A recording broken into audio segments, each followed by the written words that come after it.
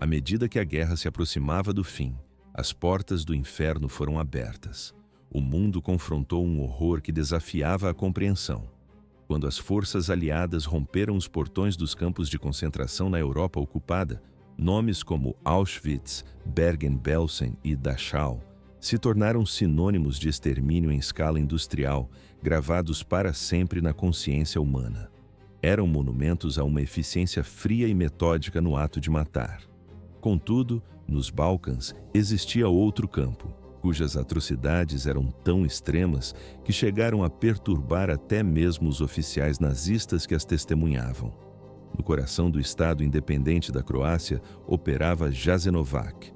Aquele lugar não era apenas um centro de aprisionamento e morte. Era um laboratório de crueldade. Ali, famílias inteiras eram exterminadas com ferramentas improvisadas e os limites da brutalidade humana eram sistematicamente testados e ultrapassados. Diferente da eficiência mecanizada dos campos alemães, Jasenovac operava sob a lógica da selvageria medieval e da violência pessoal, íntima e visceral. Os guardas não se limitavam a seguir ordens, eles competiam entre si para ver quem inventava os métodos mais sádicos de tortura e execução, transformando o sofrimento em uma forma de arte macabra.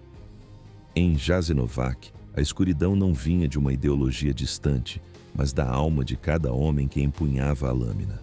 A primavera de 1941 chegou à Iugoslávia com o som de aço e fogo. Em apenas 11 dias, a Alemanha nazista e seus parceiros do eixo despedaçaram o antigo reino. Das ruínas emergiu um novo país, o Estado independente da Croácia, um fantoche nas mãos do movimento fascista Ustaša e de seu líder, Ante Pavelić. Por anos, exilados, os Ustaša haviam alimentado sonhos de independência e um profundo ressentimento. Em sua narrativa, sérvios, judeus e ciganos eram os culpados pelas feridas históricas da Croácia. Quando o poder lhes foi entregue com o apoio nazista, eles não perderam tempo. Seu programa racial era extremo, mesmo para os padrões da Europa em guerra. Enquanto a Alemanha nazista havia seguido um caminho gradual da emigração e guetização ao assassinato sistemático, os Ustaša abraçaram o extermínio direto desde o primeiro momento. O objetivo era assustadoramente simples: forjar um Estado croata etnicamente puro, eliminando todas as populações indesejadas. Em uma nação de 6 milhões de habitantes, eles miravam a morte ou a conversão forçada de quase 2 milhões de sérvios, 40 mil judeus e 20 mil ciganos. Mas seus métodos se revelariam mais íntimos e brutais do que qualquer coisa que os nazistas haviam concebido. O epicentro desta campanha genocida foi estabelecido em agosto de 1941. Às margens do rio Sava, a cerca de 100 quilômetros de Zagreb, nasceu Jasenovac. O campo não foi projetado apenas para matar com eficiência, mas para aterrorizar populações inteiras até a submissão. Seu primeiro comandante, Ljubo Miloš, estabeleceu a estrutura que tornaria Jasenovac único entre os campos de concentração europeus. Diferente dos campos alemães, que dependiam de câmaras de gás e uma matança mecanizada, Jasenovac dependeria de ferramentas manuais, armas improvisadas e da participação pessoal dos guardas em atos de violência extrema. Desde o início, Jasenovac operava sob uma lógica perversa que misturava perseguição política, limpeza étnica e entretenimento sádico. Os guardas não apenas cumpriam ordens para matar, eles eram encorajados a tornar o processo o mais longo e doloroso possível. Mas o verdadeiro arquiteto dos horrores de Jasenovac ainda estava por chegar. Quando Vyacheslav Max Luburić assumiu o comando em 1942, ele transformaria um lugar já brutal em algo que desafiava a própria compreensão humana. O campo de Jasenovac já era um lugar de desespero. Mas em 1942, o mal ganharia um novo rosto, uma nova e terrível profundidade. Quando Vyacheslav Lubarić chegou para assumir o comando, sua reputação o precedia. Mesmo entre os veteranos Ustaša, endurecidos pela violência, o nome dele era sussurrado com uma mistura de admiração e temor. Este ex-estudante de direito, radicalizado durante anos de exílio na Itália, não via seu novo posto como uma função administrativa, mas como um laboratório para aperfeiçoar a arte da destruição humana. Sob a liderança de Lubarit, a crueldade em Jasenovac tornou-se uma moeda de troca. Os guardas não eram apenas instruídos a seguir ordens, eles eram ativamente incentivados a inovar, a conceber novas formas de tortura e execução. Aqueles que demonstravam maior criatividade em infligir sofrimento recebiam promoções, rações melhores e o reconhecimento público de seus pares. A brutalidade deixou de ser um dever para se tornar uma carreira. Para sistematizar essa cultura, Lubarit instituiu competições regulares, quase rituais, para ver qual guarda conseguiria matar o maior número de prisioneiros em uma única noite. Várias vezes por mês, o assassinato em massa era transformado em uma espécie de espetáculo macabro. Os guardas se reuniam para assistir, torcer e celebrar, enquanto seus colegas competiam por prêmios e prestígio, transformando o campo em uma arena de morte. A mais infame dessas competições ocorreu na noite de 29 de agosto de 1942. Naquela noite, Petar Brzica, um frade franciscano que se juntara a Ustasha, sagrou-se vencedor. Usando apenas uma faca modificada, conhecida como serbosek, uma lâmina curva projetada para cortar gargantas, ele assassinou pessoalmente 1.360 prisioneiros. Seu recorde jamais seria quebrado, mas as inovações de Lubarit iam muito além das competições de matança. Ele transformou Jasenovac em um lugar onde a tortura era elevada a uma forma de arte perversa, mantendo prisioneiros vivos por semanas ou meses, enquanto os guardas testavam novos métodos de dor.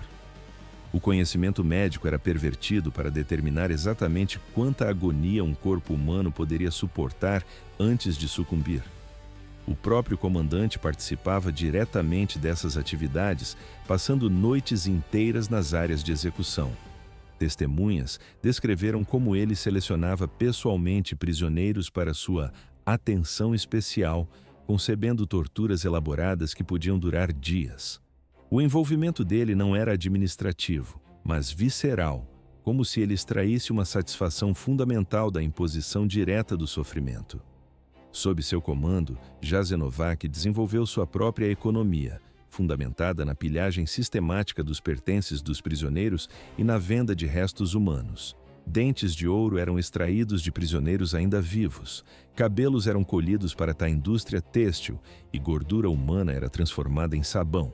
Mas, ao contrário de atividades semelhantes nos campos nazistas, essas operações eram conduzidas com um nível de envolvimento pessoal e prazer sádico que chocava até mesmo os oficiais alemães que visitavam o local. A reputação do campo por sua brutalidade extrema começou a se espalhar pela Europa ocupada. Administradores nazistas, apesar de seu próprio envolvimento no genocídio, expressaram preocupação com os métodos empregados em Jasenovac. Alguns oficiais alemães chegaram a solicitar que seu pessoal fosse retirado da área, alegando que o nível de violência excedia os padrões militares aceitáveis. Para Lubarit e seus seguidores, no entanto, essas preocupações eram a prova de que haviam alcançado algo singular na história da crueldade humana.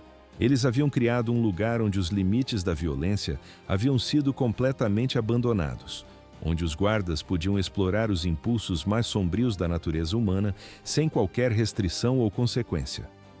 A verdadeira dimensão do que acontecia em Jasenovac, no entanto, só se torna clara quando se examinam os métodos específicos que ali foram desenvolvidos. Em Jasenovac, a escuridão não caía apenas com o sol.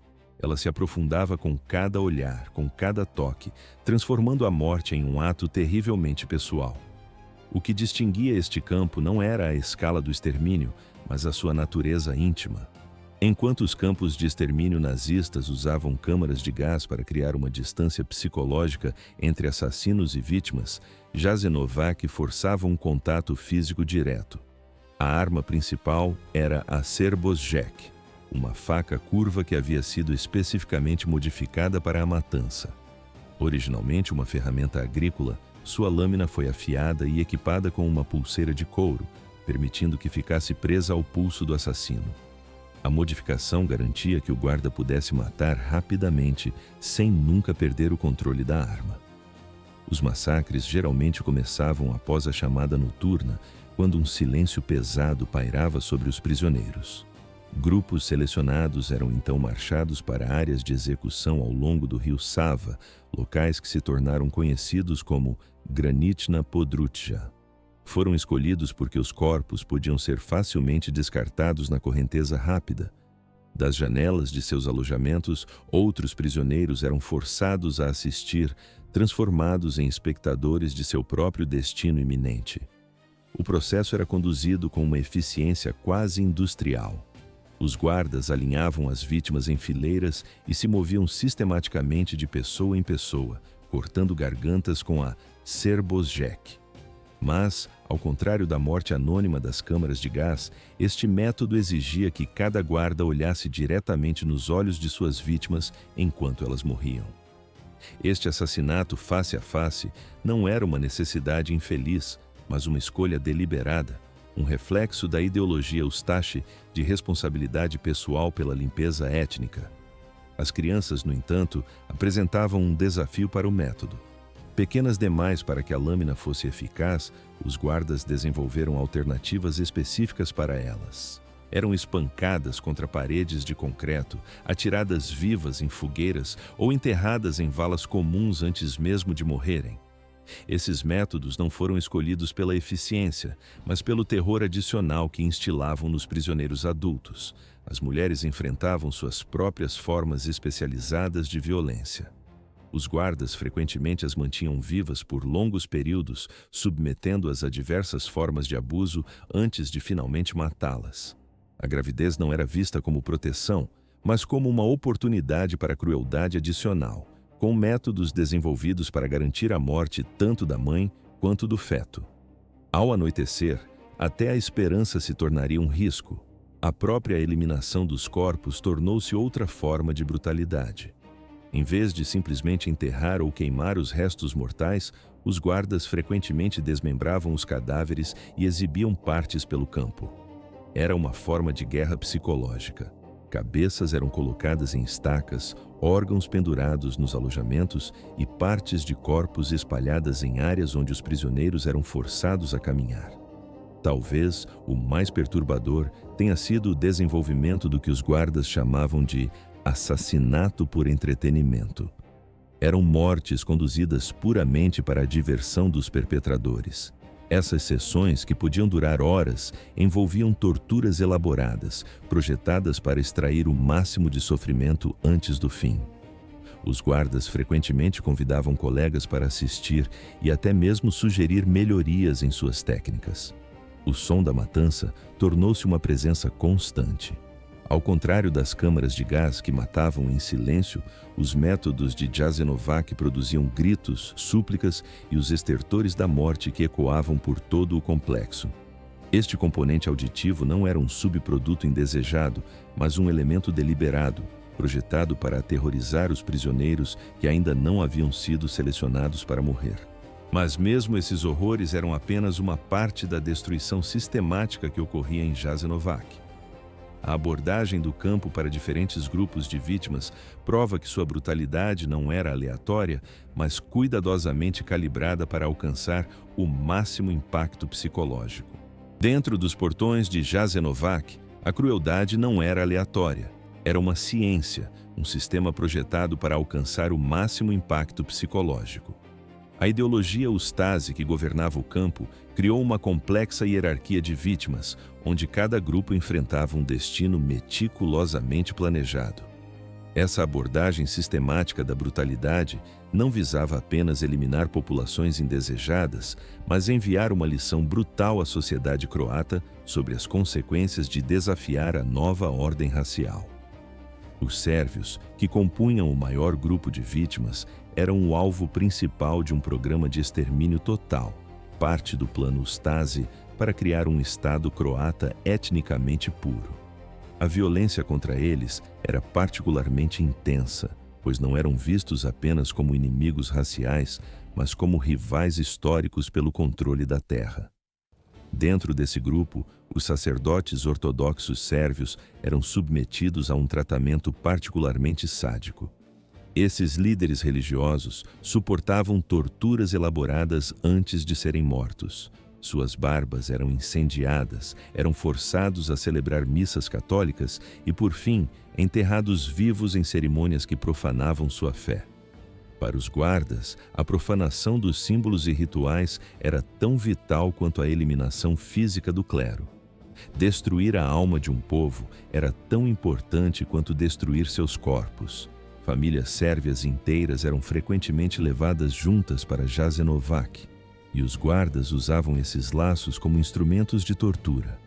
Pais eram forçados a assistir ao assassinato de seus filhos, cônjuges eram mortos um na frente do outro e irmãos eram obrigados a participar da tortura um do outro.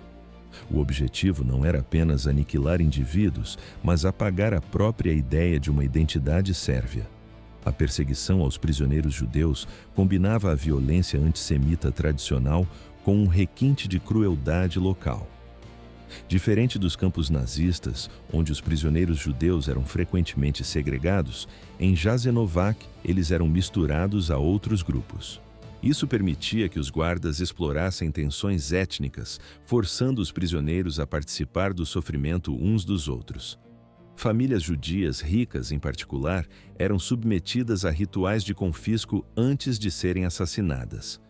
Os membros da família eram coagidos a assinar a transferência de suas propriedades, a ceder suas casas ao Estado Ustase e até a escrever cartas para parentes no exterior, incentivando-os a retornar para a Croácia. Era uma cerimônia macabra, projetada para legitimar o roubo e adicionar uma última camada de tortura psicológica à morte iminente. Os prisioneiros ciganos, os Roma, enfrentavam talvez o tratamento mais arbitrário e desumano. Vistos pela Ustase como inerentemente criminosos e racialmente inferiores, eram frequentemente usados em experimentos médicos, forçados a realizar trabalhos perigosos e mortos por infrações menores. As crianças ciganas eram alvos específicos e suas roupas tradicionais e coloridas as identificavam para perseguições especiais. Em uma inversão cruel, os guardas forçavam famílias a executar suas danças e canções tradicionais, enquanto outros membros da família eram torturados ou mortos ao lado.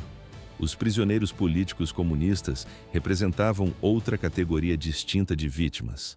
Vistos como inimigos ideológicos, esses prisioneiros, que incluíam croatas e membros de outros grupos étnicos, precisavam ser eliminados para garantir o sucesso da Revolução Ustase. Muitas vezes eram mantidos vivos por mais tempo, mas essa sobrevida vinha com um preço terrível. Eles eram submetidos a interrogatórios que combinavam tortura física com uma manipulação psicológica calculada, projetada para quebrar suas convicções e forçá-los a renunciar publicamente a seus ideais. Mas talvez a expressão mais monstruosa do programa racial da Ustase fosse o campo infantil de Jasenovac, conhecido como a Casa das Crianças. Fundada em 1942, a instalação foi projetada especificamente para a eliminação de crianças pertencentes aos grupos étnicos visados. Crianças de apenas 2 anos de idade eram levadas para lá, muitas vezes depois que seus pais já haviam sido mortos em outra parte do campo. A operação do campo infantil estava a cargo de freiras franciscanas que haviam aderido ao movimento Ustase, uma perversão grotesca da caridade religiosa e do cuidado infantil. Os métodos de assassinato eram deliberadamente traumáticos, não apenas para as vítimas, mas para qualquer prisioneiro adulto que pudesse testemunhar. As crianças eram frequentemente mortas em frente a janelas, onde prisioneiros adultos podiam assistir, infligindo uma tortura psicológica adicional aos pais e parentes que haviam conseguido sobreviver. Essa organização metódica do terror revela como todo o sistema de campos foi projetado para maximizar não apenas a eficiência da morte, mas o próprio medo. Ao longo das margens sinuosas do rio Sava, uma vasta extensão de terra guardava um segredo sombrio. O que se conhecia como Jasenovac não era um único lugar, mas uma rede de 5 instalações interligadas, espalhadas por 200 quilômetros quadrados. Cada subcampo possuía uma função especializada em uma engrenagem de aprisionamento, tortura e morte, projetada para processar milhares de vítimas com máxima eficiência e terror. A jornada para o abismo começava em Krapje, o centro de recepção inicial. Ali, os recém-chegados eram registrados, revistados e separados. O processo era intencionalmente traumático. Prisioneiros eram despidos, espancados e submetidos a uma violência imediata que estabelecia a atmosfera do campo. Eram forçados a entregar todos os seus pertences, alianças, fotografias de família, objetos religiosos, um ataque psicológico calculado para romper os últimos laços com suas vidas passadas. Dali, muitos eram enviados para Brotice, um campo de trabalho onde a própria labuta era a sentença de morte. As tarefas não visavam a produtividade econômica, mas sim a uma forma de execução lenta. Os prisioneiros eram forçados a drenar pântanos, construir sistemas de irrigação e limpar florestas com ferramentas primitivas, sem qualquer equipamento de segurança. A combinação de desnutrição, exaustão e exposição ceifava milhares de vidas antes mesmo que pudessem ser transferidas para as áreas de extermínio. O epicentro da brutalidade era Jasenovac III, o campo principal em Ciglana. Ali ficava o quartel-general, as oficinas onde ferramentas como a lâmina Serbojek eram fabricadas e as principais áreas de execução à beira do rio. As oficinas, no entanto, produziam mais do que apenas instrumentos de morte. Cabelo humano era tecido em tapeçaria, dentes de ouro eram derretidos em lingotes e gordura humana era processada para fazer sabão e velas, em um trabalho macabro realizado pelos próprios prisioneiros. Em Jasenovac IV, conhecido como Kojara, a desumanização atingiu um novo patamar. O campo se especializava na produção de couro, usando tanto peles de animais quanto pele humana. Testemunhas relataram que os guardas selecionavam prisioneiros com a pele mais intacta para um processamento especial. O couro humano era então usado para confeccionar luvas, encadernações de livros e itens decorativos para oficiais da Ustache. Para os sobreviventes, a visão de seus companheiros transformados em produtos comerciais era uma forma de tortura que ecoaria por muito tempo após a libertação. O destino mais cruel, talvez, estivesse reservado para as mulheres e crianças em Jasenovac V, em Stara Gradiška. Esta instalação incluía o notório campo infantil, onde milhares de jovens vítimas foram assassinadas com métodos especificamente desenhados para seus corpos pequenos. Stara Gradiška também servia como centro para experimentos médicos conduzidos por médicos da Ustache, que testavam novos métodos de extermínio ou estudavam os efeitos da tortura prolongada, movidos puramente pela curiosidade sádica. O terror não era apenas físico, era acústico. Alto-falantes instalados por todo o complexo transmitiam os sons de tortura e assassinato, garantindo que todos estivessem constantemente cientes da violência infligida aos outros. O transporte entre os subcampos, feito em vagões de gado e caminhões, era outra oportunidade para o sadismo, com os guardas superlotando os veículos, negando água e comida e aplicando espancamentos durante o trajeto. Os registros administrativos eram mantidos com um detalhe meticuloso, não por eficiência burocrática, mas como uma forma de colecionar troféus.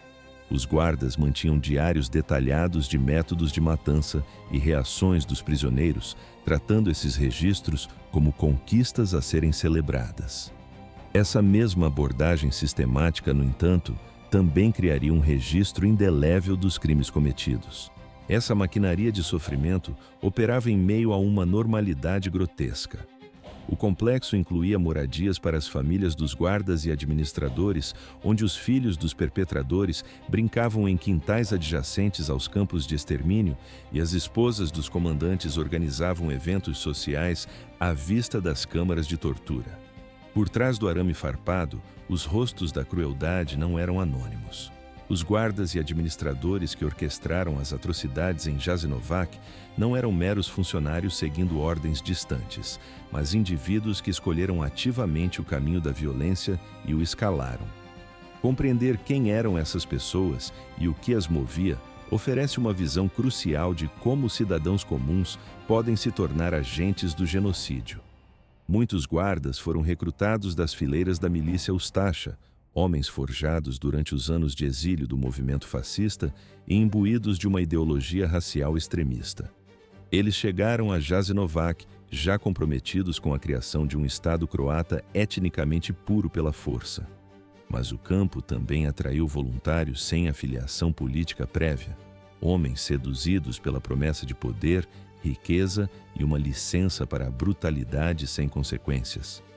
Muitas vezes, eram eles que se mostravam os mais sádicos, como se precisassem provar seu valor através de atos de crueldade extrema.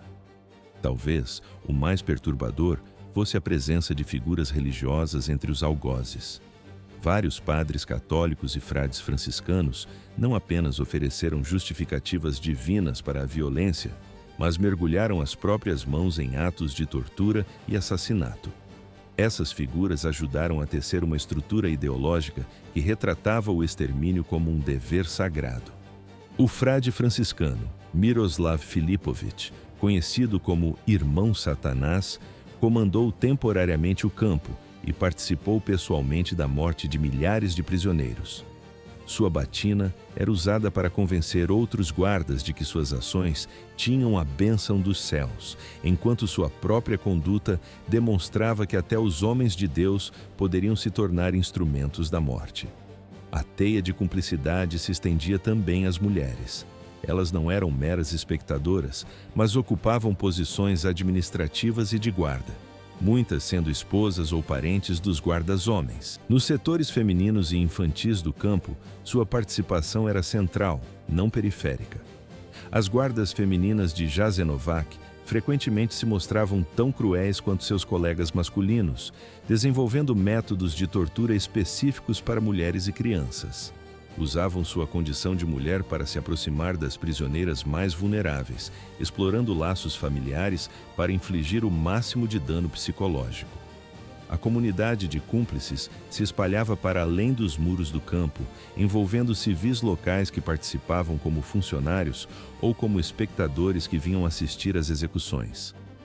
Fazendeiros e comerciantes das redondezas forneciam suprimentos e compravam bens fabricados com os pertences dos prisioneiros assassinados. Essa relação econômica criava um ciclo de incentivos financeiros para a participação civil, ao mesmo tempo que espalhava a culpa por toda a população vizinha. Até mesmo as classes profissionais foram representadas entre os perpetradores. Médicos participavam de experimentos médicos e sessões de tortura. Advogados auxiliavam no confisco de propriedades dos prisioneiros e professores desenvolviam programas educacionais para doutrinar os filhos dos guardas na ideologia racial. A presença de profissionais instruídos fornecia uma justificativa intelectual para a barbárie, demonstrando como o conhecimento poderia ser corrompido a serviço do genocídio. Lá dentro, os guardas desenvolveram uma cultura interna própria, uma que celebrava a violência e promovia uma competição por criatividade na brutalidade. Rituais, canções e cerimônias transformavam o assassinato em uma forma de entretenimento e coesão social. Novos guardas eram iniciados através da participação forçada em sessões de matança, um método que garantia que todos se tornassem pessoalmente implicados nos crimes, tornando impossível para qualquer um alegar inocência. Esse sistema interno recompensava o sadismo. Guardas que demonstravam entusiasmo e inventividade na tortura recebiam promoções, melhores condições de vida e reconhecimento social, enquanto aqueles que mostravam relutância ou compaixão enfrentavam punições. A fotografia de sessões de tortura se tornou outra forma de entretenimento, com os guardas colecionando imagens de suas vítimas como troféus. Essas fotos, muitas vezes compartilhadas entre eles e enviadas a familiares, revelam o orgulho que sentiam em suas ações. Esse envolvimento pessoal em cada etapa do processo de extermínio criava um nível de investimento psicológico que diferenciava Jasenovac de instalações de morte mais mecanizadas. Os guardas não eram burocratas distantes, mas participantes ativos que desenvolviam relações pessoais com a violência e com suas vítimas. Mas talvez o mais assustador de tudo tenha sido o comportamento de muitos perpetradores após a guerra. Décadas após o fechamento do campo, eles não mostravam remorso algum, e muitos continuaram a celebrar sua participação no genocídio, para sempre orgulhosos de seus crimes. A sombra da derrota se alongava sobre os Balcãs, e com ela, um desespero crescente tomava conta dos administradores de Jasenovac. À medida que a Segunda Guerra Mundial entrava em sua fase final e as forças alemãs recuavam, a tarefa urgente era apagar as provas de seus crimes. Em abril de 1945, com as tropas partisãs iugoslavas se aproximando, os guardas não apenas abandonaram o campo, eles iniciaram um último e frenético ato de extermínio. A evacuação foi conduzida com a mesma brutalidade que definira a existência do campo. Prisioneiros fracos demais para marchar foram executados onde estavam, seus corpos deixados para trás como um testamento silencioso do horror. Para os outros, um destino diferente, mas igualmente fatal, os aguardava. Uma marcha da morte em direção à Áustria, projetada para eliminar o maior número possível de testemunhas antes que a liberdade pudesse alcançá-las. Cerca de 1000 prisioneiros foram forçados a caminhar, uma procissão fantasmagórica vigiada por guardas que matavam qualquer um que tropeçasse ou demonstrasse o menor sinal de fraqueza. O trajeto foi deliberadamente traçado através de áreas povoadas, uma última e macabra demonstração de poder da Ustaše para os civis croatas. Ao final da jornada, apenas um punhado de sobreviventes restou, e menos ainda viveriam para contar o que viram. O plano para silenciar as testemunhas fora em grande parte bem-sucedido. Enquanto isso, no campo, uma fúria destrutiva tentava apagar a própria história. Corpos eram exumados de valas comuns e incinerados em piras gigantescas. Edifícios que continham provas foram demolidos e documentos foram queimados, mas a escala do massacre era tão vasta que o esquecimento completo se tornou impossível. A terra se recusava a esquecer. Quando as forças partisãs finalmente chegaram a Jasenovac, em 2 de maio de 1945, encontraram um cenário de devastação que ainda gritava a verdade. Os campos de extermínio ao longo do rio Sava estavam repletos de restos humanos. O odor da morte impregnava as ruínas dos edifícios e uma fina camada de cinzas de corpos queimados cobria a paisagem. O que encontraram desafiava a compreensão. As equipes de investigação descobriram valas comuns com milhares de corpos, salas cheias de cabelos e roupas humanas e oficinas com ferramentas projetadas especificamente para a tortura e o assassinato. Facas especiais, conhecidas como Sirboschek, martelos de abate e outros dispositivos revelavam um nível de premeditação e criatividade na violência que chocou até mesmo os investigadores militares mais experientes.